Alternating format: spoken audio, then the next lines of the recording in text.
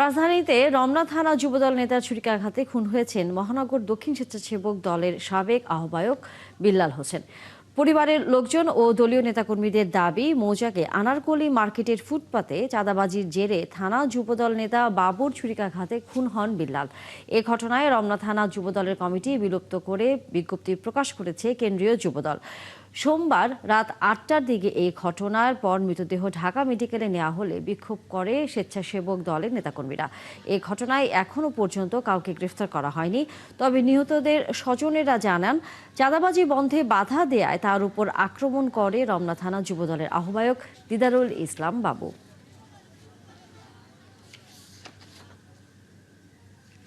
আমার ছেলে যাইতেছে, আমি কি হয়েছে, আম্মু আমি জানি না, আমার খালতো ভাই ছিল ঘরে, ওরা নিয়ে বাইরে গেছে। আমি এত ফোন দিলাম, বিল্লালের নাম্বারে ধরে না।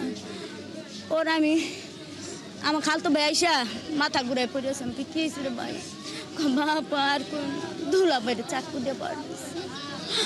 এরপর আমি আর কিছু জানি। মামা কি হয়েছে, সবার সরাইতে যায়, মামা পড়ে গেছে সামনে। পরে মামার ডান পাশে সিনার মধ্যে এই ছুরির আঘাতটা লাগছে। আঘাতটা লাগার পর ওইখানে ফুসফুসিতে ডাক্তার বললো যে ফুসফুসিতে লেগে ফুসফুসি লিক হয়ে গেছে।